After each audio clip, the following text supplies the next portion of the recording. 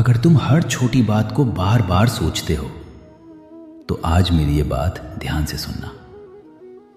हो सकता है तुम्हें लगता हो कि ज्यादा सोचना तुम्हें गलतियों से बचा लेगा, लेकिन सच तो यह है कि कई बार यही ज्यादा सोचना तुमसे तुम्हारा आज भी छीन लेता है। मैं तुम्हें एक छोटी सी कहानी सुनाता हूं। एक युवक अपने ऑफिस में बिल्कुल सामान्य दिन बिता रहा था। शाम होने ही वाली थी, तभी उसके मैनेजर का एक मैसेज आया, कल मॉर्निंग 10 बजे मिलना, वी नीड टू टॉक। पहले उसे लगा कि शायद कोई सामान्य बात होगी, लेकिन कुछ ही मिनटों में उसका मन कहानियां बनाना शुरू कर चुका था। कहीं मुझसे कोई गलती तो नहीं हो गई? क्या मुझे जॉब से निकालने वाले हैं? क्या क्लाइंट ने कंप्लेंट की होगी? या फिर मैंने कुछ ऐसा कर दिया जो मुझे याद भी नहीं? पूरी रात वो वही मैसेज बार बार पढ़ता रहा। कभी पुरानी ईमेल्स देखने लगा, कभी अपने प्रोजेक्ट्स याद करने लगा। उसे पिछले कई महीनों की हर छोटी सी गलती याद आने लगी। नींद आई ही नहीं। सुबह तक उसने अपने मन में पता नहीं कितनी कहानियां बना ली थी। अगले दिन वो समय से पहले ऑफिस पहुंच गया। उसके हाथ हल्के हल्के कांप रहे थे, दिल तेज धड़क रहा था। मैनेजर के कैबिन का दरवाजा खुला। उन्होंने मुस्कुराकर कहा, कम इन।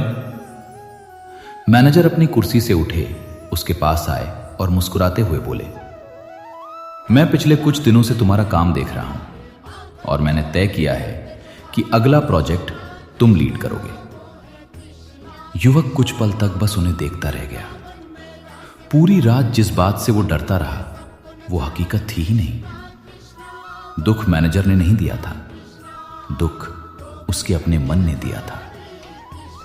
याद रखना, सबसे ज्यादा हम हकीकत से नहीं डरते, हम उन कहानियों से डरते हैं जो हमारा मन हकीकत आने से पहले ही बना लेता है। देखो, यही ओवर थिंकिंग की सबसे बड़ी चाल है। तुम्हें लगता है कि तुम्हें दुख उस मैसेज ने दिया, लेकिन दुख उस मैसेज ने नहीं दिया था। दुख उन कहानियों ने दिया जो तुम्हारे मन ने अपने आप बना ली थी।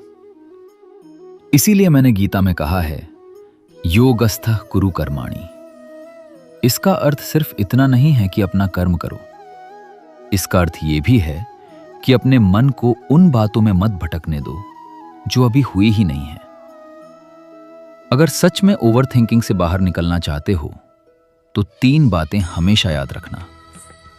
पहला, संभावना और सच्चाई दोनों एक जैसी नहीं होती। तुम्हारा मन हर संभावना को सच्चाई की तरह दिखाता है।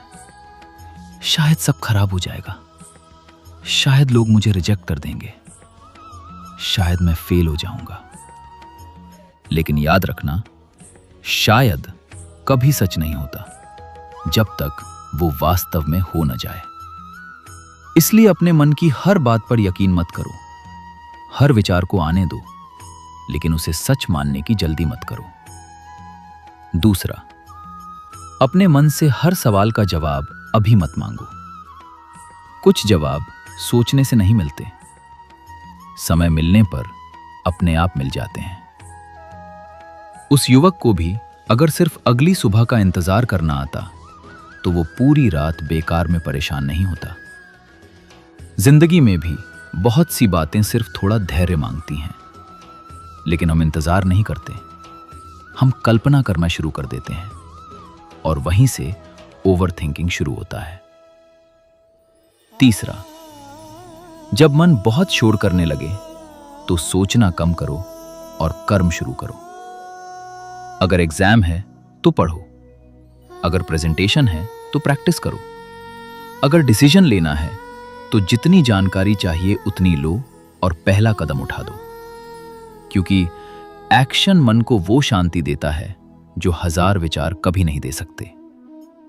याद रखना, आग लकड़ी को जलाती है, लेकिन चिंता उस इंसान को भी जलाती रहती है जिसके सामने अभी आग लगी ही नहीं।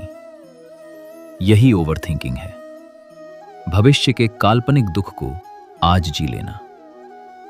इसलिए जब भी तुम्हारा मन तुम्हें भविष्य की डरावनी कहानियां सुनाने लगे तो खुद से सिर्फ एक सवाल पूछना, क्या ये सच है, या मेरा मन सिर्फ एक कहानी बना रहा है? हो सकता है आज तुम भी किसी रिप्लाई का इंतजार कर रहे हो, किसी रिजल्ट का, किसी इंटरव्यू का, किसी डिसीजन का। याद रखना, जो होना है वो अपने समय पर होगा। लेकिन अगर तुमने उसके आने से पहले ही अपने मन की हर कहानी पर यकीन कर लिया, तो तुम अपने आज की शांति खुद ही खो दोगे। अगर आज की इस बात ने तुम्हारी सोच में थोड़ा भी बदलाव लाया हो, तो ये वीडियो उस इंसान तक जरूर भेजना जो हर छोटी बात को जरूरत से ज्यादा सोचता है। और अगर तुम चाहते हो कि हर हफ्ते मैं तुम्हें गीता की ऐसी ही सीख दूं, तो चैनल सब्सक्राइब कर लेना। जय श्री कृष्ण।